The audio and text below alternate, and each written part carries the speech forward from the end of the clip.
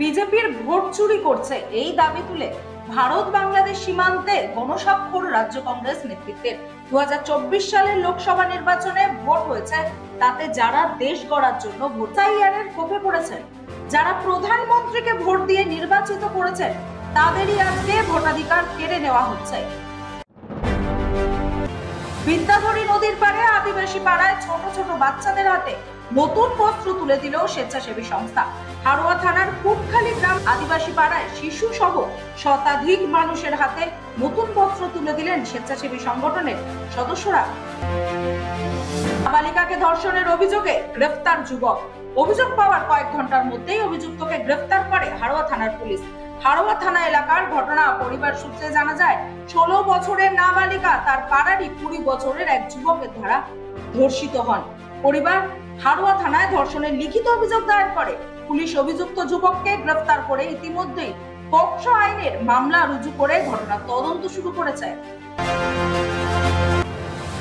চলতি মাসে 20 তারিখ ফুটবল খেলাকে কেন্দ্র করে হাসনাবাদে যে ঘটনা ঘটেছিল, সেই ঘটনায় তৃণমূলের পঞ্চায়েত সদস্য সহ মোট 5 জন আহত হয়। তাদের মধ্যে 2 জন এখনো হাসপাতালে চিকিৎসাধীন। সেই ঘটনায় পাটলি খানপুর গ্রাম পঞ্চায়েতের প্রধান কাদের মোল্লা ও অঞ্চল সভাপতি পিন্টু মোল্লাকে গ্রেফতার করে হাসনাবাদ থানার পুলিশ।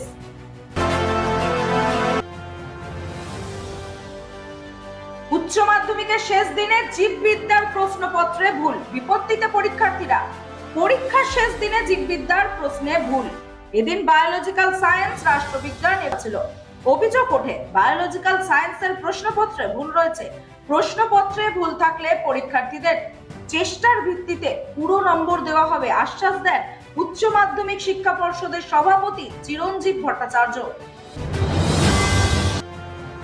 স্বরূপনগর থানার পুলিশ ও বিএসএফ পৃথকভাবে অভিযানে গ্রেফতার করে 3 বাংলাদেশিকে।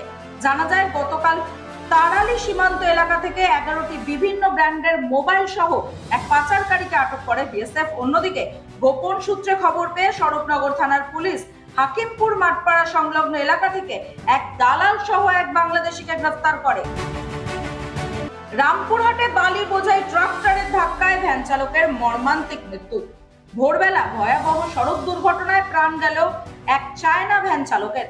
ঘটনাটি ঘটেছে রবিবার সকালে বীরভূমের রামপুরহাট থানার রদিপুর গ্রামের ক্যানেল মোড় এলাকায়। স্থানীয় সূত্রে খবর, ভোরে একটি বালি বোঝাই ট্রাক্টর দ্রুত গতিতে এসে চায়না ভ্যানটিকে ধাক্কা মারে।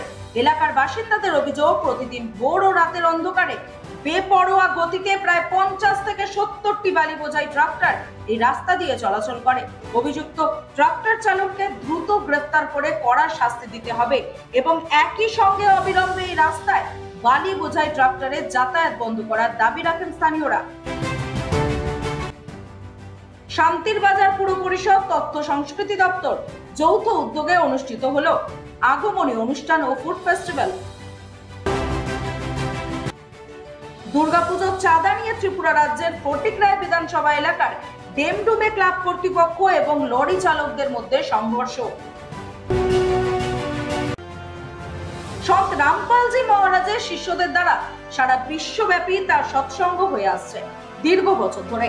এ রাজ্যে সন্ত রামপালজি মহারাজের শিষ্যরাও কোনোভাবে পিছিয়ে নেই। গত রবিবার কামারহাটিতে কলকাতা, হাওড়া, হুগলি, উত্তর 24 পরগনা এই 4 জেলা নিয়ে এক বিরাট সৎসঙ্গের আয়োজন করা হয়।